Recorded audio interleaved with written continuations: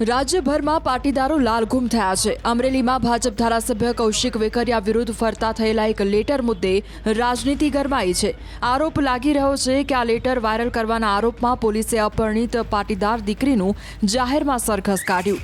આ મુદ્દે હવે અમરેલી કોંગ્રેસના પ્રમુખ પ્રતાપ દુધાત સહિતના કોંગ્રેસ નેતાઓ મેદાનમાં ઉતર્યા છે। દુધાત, લલિત કગથરા સહિતના નેતાઓના દાવા પ્રમાણે આ દીકરી મુખ્ય આરોપીને ત્યાં ટાઈપિસ્ટ તરીકે કામ કરે છે।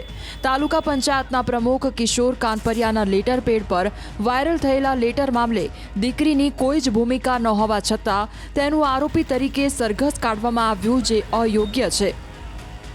બનાવ એ પ્રકારનો બની ગયો છે કે અમરેલી જિલ્લાની અંદર ભારતીય જનતા પાર્ટીની અંદરોઅંદરની એક પત્ર વ્યવહારની લેટરોની બોગસ લેટરની વાત હતી। આ જે બેનની ઉપર આરોપ લાગ્યો છે, બેન એક સર્વિસ કરતી ટાઈપિસ્ટ એની ઓફિસમાં કામ કરતી વ્યક્તિ હતી।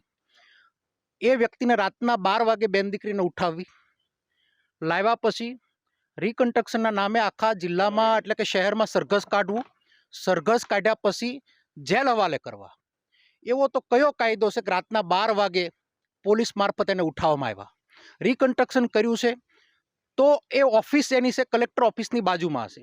રિકન્સ્ટ્રક્શન ચિત્તલ રોડ ઉપર કર્યું છે।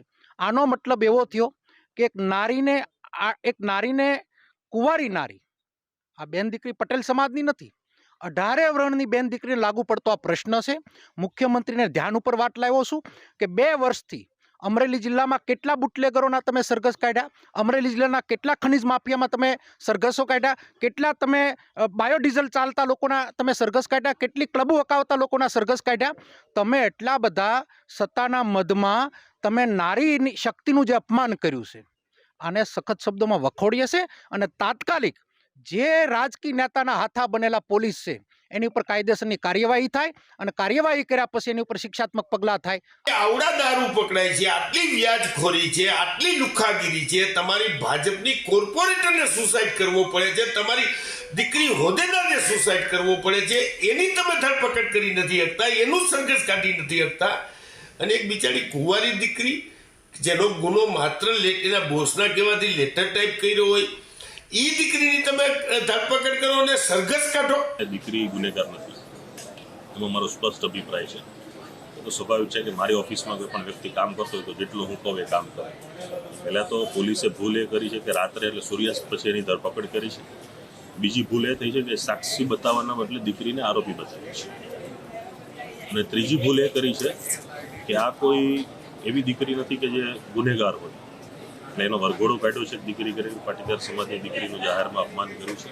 કોર્ટની પરમિશન પછી પોલીસ જે છે ઘટનાનું રિકન્સ્ટ્રક્શન કરતી હોય છે, અને આ પોલીસિંગનો એક ભાગ છે, એના રૂહે આ બધું થયું છે। એટલે સૌપ્રથમ આને સરઘસ કાઢ્યું છે ને આ કર્યું છે એમ કરીને આપણે એ આખી ઘટના છે અને બીજો જે રૂપ ન આપીએ એવી મારી નમ્ર વિનંતી છે।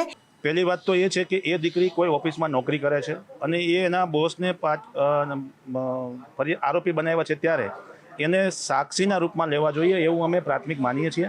પરંતુ આરોપી બનાવ્યા પછી રિકન્સ્ટ્રક્શન નામે એક દીકરીને, જે કોઈ ક્રિમિનલ રેકોર્ડ ધરાવતી જ નથી, એક નોકરીના ઓફિસના બોસના ઓર્ડરને પ્રમાણે ફોલો કરનાર વ્યક્તિને સરઘસ કાઢીને ગામમાં એનું જે રિકન્સ્ટ્રક્શન કરવામાં આવ્યું છે તેને લઈને ખૂબ જ લાગણી દુભાઈ છે। અમને સામાજિક આગેવાનો અને સંસ્થા દ્વારા આ બાબતે જાણ થઈ છે અને અમે 2 દિવસની અંદર આ પરિવારની મુલાકાત લઈશું અને આગળની જે કાંઈ સત્ય ઘટના છે કે શું બન્યું છે તેને લઈને આગળની કાર્યવાહી સમાજની વચ્ચે અને સરકારમાં અથવા જે કંઈ ફરિયાદીઓ છે એની વચ્ચેના સુલેહ નીકળે એના માટેના પ્રયાસો થશે। થોડા દિવસ પહેલા અમરેલી વિધાનસભાના નાયબ દંડકને બદનામ કરવા મામલે 4 આરોપીની ધરપકડ કરવામાં આવી હતી, જેમાં એક યુવતીનો પણ સમાવેશ થાય છે। આરોપી યુવતીના જામીન રદ થતાં હાલ તેને જેલ હવાલે કરવામાં આવી છે। મહત્વનું છે કે કિશોર કાનપરિયાના લેટર હેડ પર વાયરલ કરાયેલા પત્રમાં ધારાસભ્ય કૌશિક વેકરિયા વિરુદ્ધ ભ્રષ્ટાચારના આક્ષેપો કરવામાં આવ્યા હતા।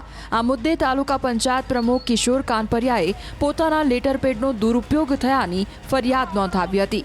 ગણતરીના કલાકોમાં પોલીસે સમગ્ર મામલાનો પર્દાફાશ કર્યો હતો।